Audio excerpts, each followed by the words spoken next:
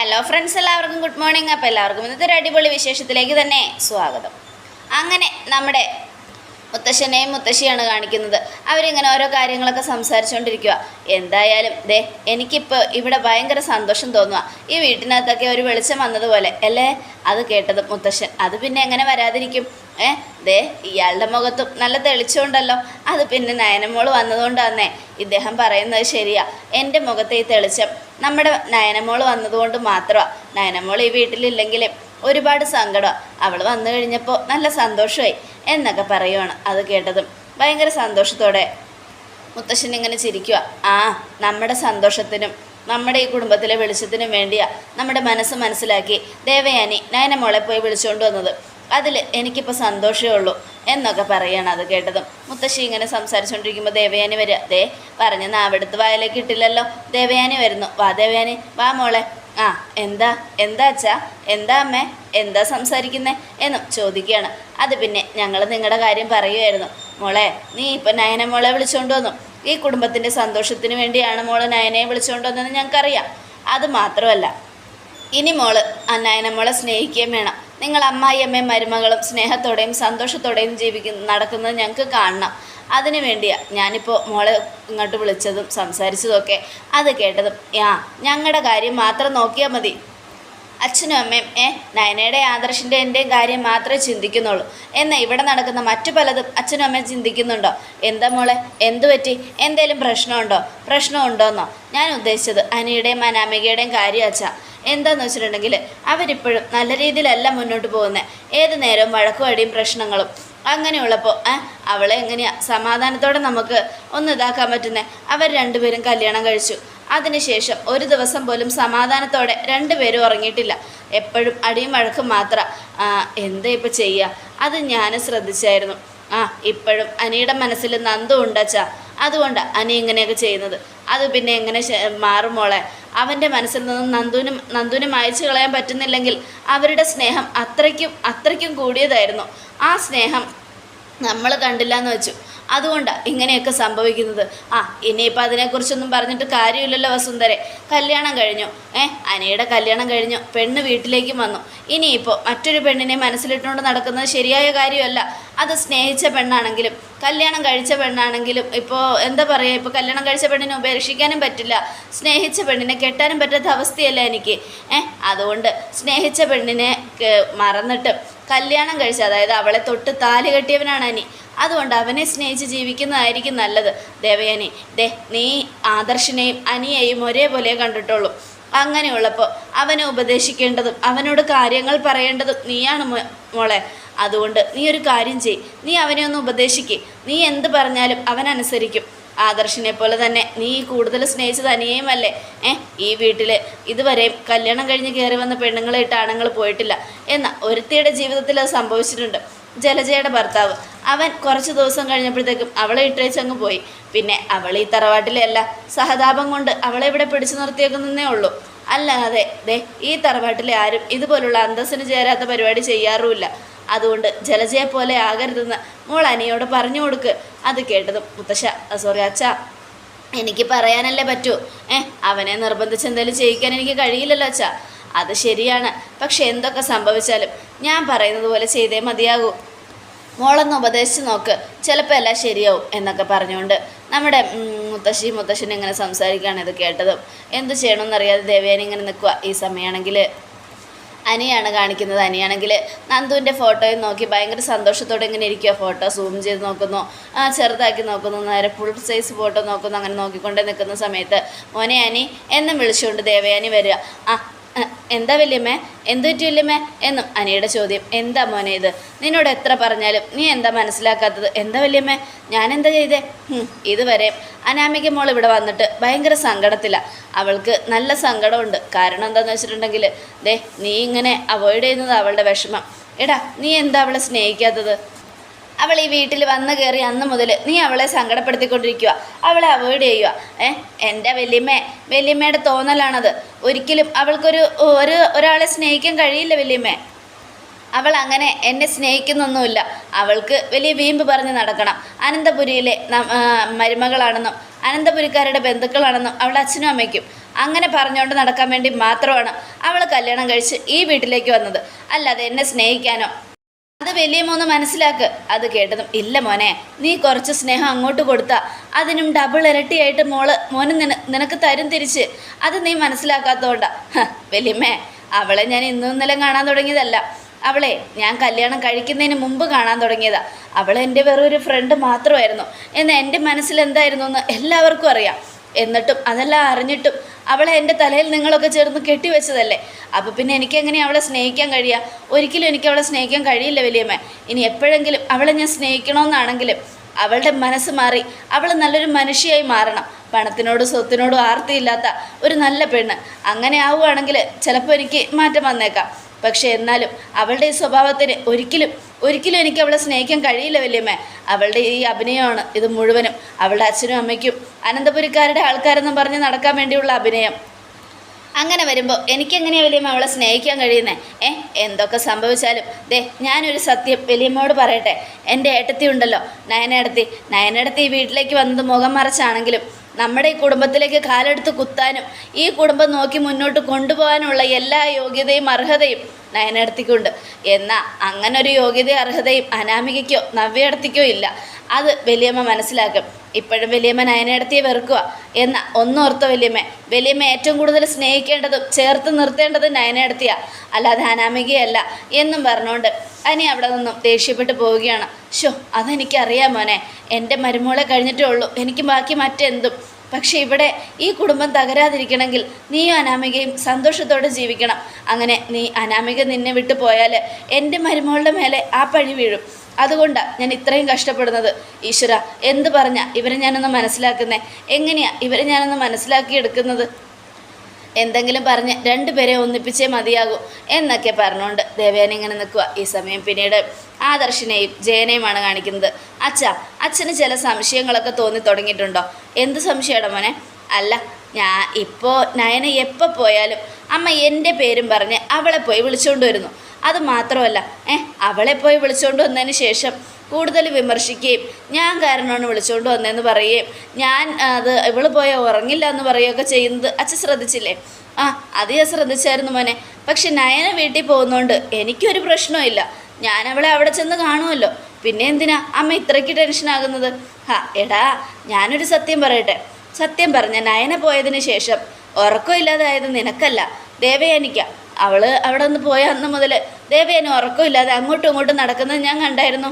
ചോദിച്ചപ്പോൾ എൻ്റെ മോൻ ഉറങ്ങിയിട്ടുണ്ടോ എന്ന് അറിയില്ല എന്നും പറഞ്ഞുകൊണ്ടായിരുന്നു അയാളുടെ നടപ്പ്. അതാണ് എൻ്റെ ഈ സംശയം. നീ സംശയിച്ചതുപോലെ ഞാൻ സംശയിച്ചു മോനെ. പിന്നെ ഇത്രയും നാളും അമ്മയ്ക്ക് കരൾ ദാനം ചെയ്ത പെൺകുട്ടിയെ അന്വേഷിച്ച് നടക്കുമായിരുന്നു അമ്മ. എന്നാൽ ഇപ്പം അതിനെക്കുറിച്ചൊരു ചോദ്യവും ഇല്ല, പറച്ചിലും ഇല്ല, അന്വേഷണവും ഇല്ല.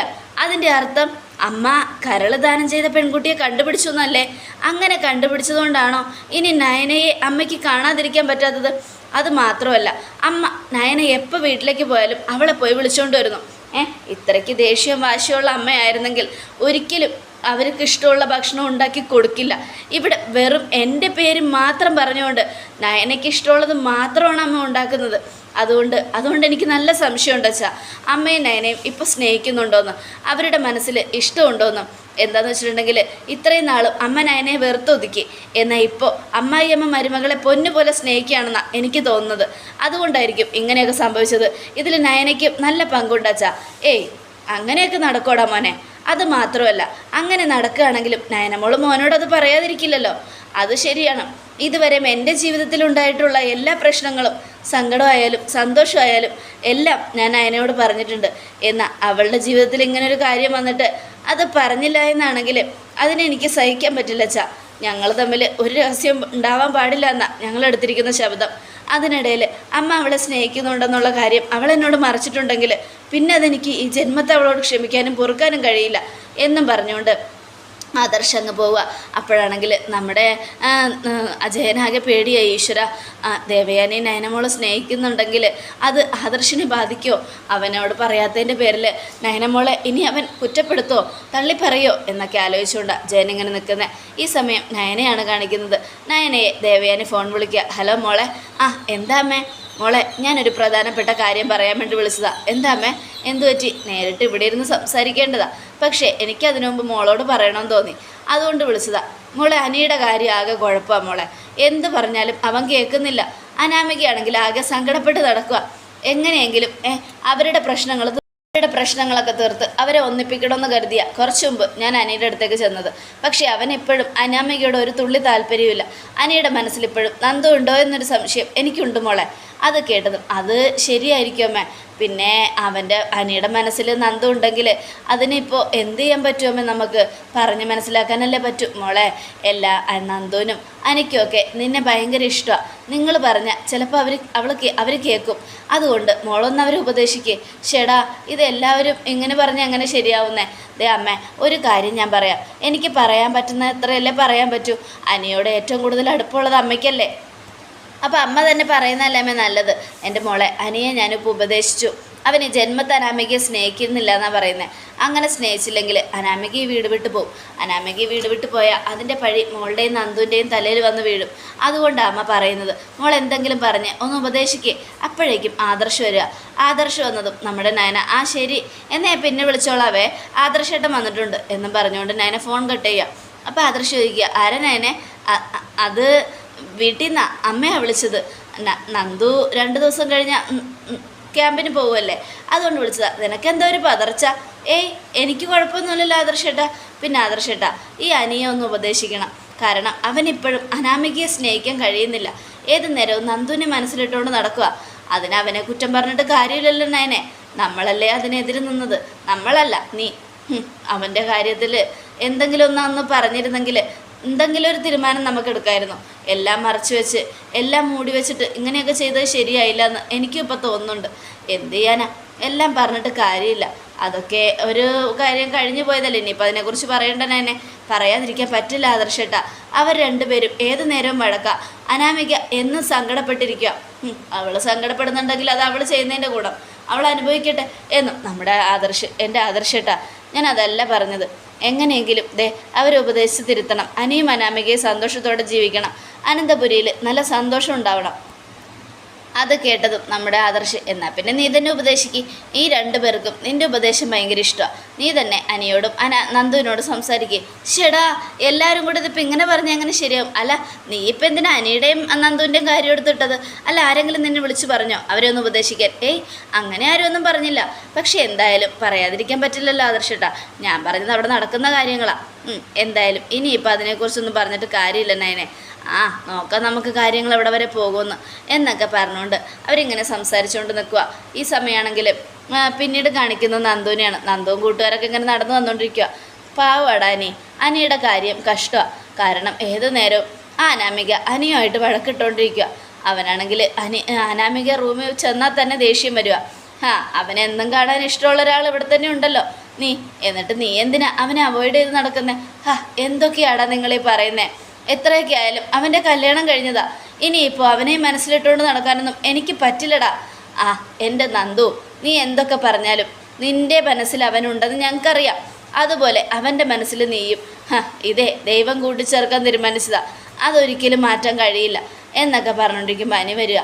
അനിയെ കണ്ടതും വാടാ നിൻ്റെ കാര്യം തന്നെ സംസാരിച്ചുകൊണ്ടിരിക്കുന്നേ. എന്താടാ എന്നാൽ പിന്നെ നിങ്ങൾ സംസാരിച്ചുകൊണ്ടിരിക്കുക, ഞങ്ങൾ അങ്ങോട്ട് പോവുക എന്നും കൂട്ടുകാരന്മാർ നിങ്ങളെവിടെ പോകുന്നു? അല്ല 2 ദിവസം കഴിഞ്ഞ് ഇവള് ക്യാമ്പിലേക്ക് പോകും. അപ്പം നിങ്ങൾക്ക് എന്തായാലും സംസാരിക്കാനുണ്ടാവുമല്ലോ, നിങ്ങൾ സംസാരിച്ചോ വാടാ എന്നും പറഞ്ഞുകൊണ്ട് അവരങ്ങ് പോവുക. അവർ പോയി കഴിഞ്ഞതും നന്ദു ചോദിക്കുക എന്താ എന്തു പറ്റി? അല്ല അവരെന്താ പറഞ്ഞുകൊണ്ടിരുന്നേ? അനാമികയുടെ നിൻ്റെ കാര്യമാണ്. നിങ്ങൾ 2 പേരും ഏതു നേരം വഴക്കാണെന്ന് ചേച്ചി എന്നെ വിളിച്ച് പറഞ്ഞായിരുന്നു. അത് പിന്നെ എങ്ങനെ ഇല്ലാതിരിക്കും? അവളെപ്പോലൊരു രാക്ഷസി എൻ്റെ ജീവിതത്തിലേക്ക് എന്ന് കയറിയോ അന്ന് എൻ്റെ സമാധാനം നഷ്ടപ്പെട്ടതാ. ഒരു ദിവസം പോലും സമാധാനത്തോടെ ഉറങ്ങിയിട്ടില്ല നന്ദു. അത് കേട്ടതും അനി അതൊക്കെ മാറ്റണം. ഇനി നീ അവളെ സ്നേഹിക്കണം. വെറുതെ ഇങ്ങനെ മാറി നടന്നിട്ട് കാര്യമില്ല. ഇല്ല നന്ദു, എനിക്ക് ഒരിക്കലും അവളെ സ്നേഹിക്കാൻ കഴിയില്ല. അത്രയ്ക്ക് വെറുത്തുപോയി. അങ്ങനെയുള്ളപ്പോൾ ഞാൻ എങ്ങനെയാണ് അവളെ സ്നേഹിക്കുന്നത്? എന്തായാലും ഞാനൊന്നേ പറയുന്നുള്ളൂ അനി. ഇനിയെങ്കിലും നീ അവളെ സ്നേഹിച്ചില്ലെങ്കിലും അത് എന്നെ സ്നേഹിക്കുന്നവർ എന്നെ തള്ളിപ്പറയുന്നതിന് ഭാഗമാവും. കാരണം ഞാൻ കാരണമാണ് നിങ്ങൾ സ്നേഹിക്കാത്തതെന്ന് ഇപ്പോഴും കുറ്റങ്ങൾ വരുന്നുണ്ട്. അതുകൊണ്ട് അനിയെ എല്ലാം മറന്ന് അവളെ സ്നേഹിക്കണം. ഇല്ല നന്ദു, അത് ജന്മത്ത് പറ്റില്ല. ഞാനിപ്പോൾ വന്ന് നിന്നെ കാണാനും കുറച്ച് കാര്യങ്ങൾ നിന്നോടുള്ള സമയം ചെലവഴിക്കാനും സംസാരിക്കാനും ഒക്കെയാണ്. അങ്ങനെയുള്ളപ്പോൾ അവളെക്കുറിച്ച് പറഞ്ഞ് എൻ്റെ മൂഡ് കളയല്ലേ. നീ ക്യാമ്പിലേക്ക് പോയി കഴിഞ്ഞാൽ എന്നെ കാണാൻ വരുമോ? വിളിക്കുമോ? വിളിക്കാതെ പിന്നെ നീ വിളിച്ചില്ലെങ്കിൽ ഞാൻ എന്തായാലും ക്യാമ്പിലേക്ക് വരും. അയ്യോ അങ്ങോട്ടേക്കോ? അതെ വരും. നിന്നെ കാണാതിരിക്കാൻ എനിക്ക് പറ്റില്ല നന്ദു. ഒരു ദിവസം പോലും നിന്നെ കണ്ടില്ലെങ്കിൽ എനിക്ക് ചിന്തിക്കുന്നത് മുഴുവനും ഞാൻ ആത്മഹത്യയെക്കുറിച്ചാണ് എന്നും അനി പറയുക. അത് കേട്ടതും നന്ദു ആകെ ടെൻഷനായി. ഈ സമയം വേണു എല്ലാം കാണുക. എൻ്റെ മോള് പറയുന്നതിലും കാര്യമുണ്ട്. അനന്തപുരിയിൽ നിന്നും ഇറങ്ങിക്കഴിഞ്ഞാൽ ഈ തെണ്ടി എന്നും കാണുന്നത് ഇവളെയാണല്ലോ, ഈ മൊട്ടത്തലച്ചിയെ. ഇത് അവസാനിപ്പിക്കണം. ഇവനുമായിട്ടുള്ള ബന്ധം മുന്നോട്ട് പോകുന്നത് ഇഷ്ടമല്ലെങ്കിലും അനന്തപുരിയിലെ സ്വത്തുക്കൾ നേടാൻ ഇതല്ലാതെ വേറൊരു മാർഗ്ഗമില്ല എന്നൊക്കെ ആലോചിച്ചുകൊണ്ട് വേണു കാറെടുത്തോണ്ട് പോവുക. ഈ സമയം നയന ഡിസൈൻ വരച്ചുകൊണ്ടിരിക്കുന്നപ്പോഴത്തേക്കും അവക്കടെ ഒരു ഡിസൈൻ എന്നും പറഞ്ഞുകൊണ്ട് അനാമിക ഓടി അടുത്തേക്കല്ല. എന്താടി നിനക്ക് എന്താ വേണ്ടേ എന്നും നയന ചോദിക്കുക. അത് കേട്ടതും എനിക്കൊന്നും വേണ്ട, അല്ലെങ്കിൽ നിന്നെ പറഞ്ഞിട്ട് കാര്യമില്ലല്ലോ. നിന്റെ അനിയത്തിയെ വളർത്തി വെച്ചിരിക്കുന്നത് ഒരാണിനെ പോലെയല്ലേ. ഉള്ള കരാട്ടയും കുങ്ഫുവും ബ്ലാക്ക് ബെൽറ്റും ഒക്കെ പഠിപ്പിച്ചു വെച്ചിട്ടുണ്ട്. അത് കേട്ടതും അതിന് നിനക്കെന്താ പ്രശ്നം? ഇപ്പോഴും എൻ്റെ ഭർത്താവിനെ തട്ടിയെടുക്കാനാണ് അവൾക്കിഷ്ടം. ദേ എൻ്റെ അച്ഛനെയും അമ്മയും കയറി തല്ലിയത് അവളും അവളുടെ കൂട്ടുകാരോട് ചേർന്ന്. ആണോ? അങ്ങനെയാണെങ്കിൽ നിനക്ക് കേസ് കൊടുക്കാമായിരുന്നല്ലോ. കൊടുക്കായിരുന്നോ? കേസ് കൊടുത്തിരുന്നെങ്കിൽ പെട്ടുപോയാന്നെ അവൾ. ഈ വീട്ടിലേക്കും പോലീസുകാർ വരും. അതുകൊണ്ട് എൻ്റെ അച്ഛൻ ഉണ്ടായിരുന്നത്. അതെ വരണമല്ലോ. ഈ വീട്ടിലേക്ക് പോലീസുകാർ വന്നാൽ മാത്രമാണല്ലോ കേസ് കൊടുത്തതും കൊടുക്കാത്തതുമായ എല്ലാ കേസുകളും തെളിയൂ. അതിനുശേഷം എന്തൊക്കെ സംഭവിച്ചാലും ഞാനത് പറഞ്ഞു തരേണ്ട ആവശ്യമില്ലല്ലോ അനാമികയെ. ആ ഒരു പേടിയുള്ളതുകൊണ്ടാണ് നിൻ്റെ അച്ഛനും അമ്മയും കേസ് കൊടുക്കാത്തതെന്ന് എനിക്ക് നന്നായിട്ടറിയാം. ഇവിടുത്തെ അമ്മ നിനക്ക് തന്ന സ്വർണത്തിൽ നിന്നും ഒരു നെക്ലസ് കാണാതായി. അതടക്കം എൻ്റെ അമ്മായിയമ്മ കുടിച്ച പാലിൽ വിഷം കലർന്നത് എങ്ങനെയാണെന്ന് വരെയും പോലീസുകാർ തെളിയിക്കും. അതുകൊണ്ടൊക്കെ തന്നെയാണ് നീ കേസ് കൊടുക്കാത്തതെന്ന് എനിക്ക് നന്നായിട്ടറിയാമെന്നും പറഞ്ഞ നയന പൊളിച്ചെടുക്കണം. അതോടുകൂടി എപ്പിസോഡ് അവസാനിക്കണം. നാളത്തെ ഒരു തകർപ്പൻ വിശേഷത്തിനായിട്ട് കാത്തിരിക്കുക. എല്ലാവർക്കും ഒരിക്കൽ കൂടെ നല്ലൊരു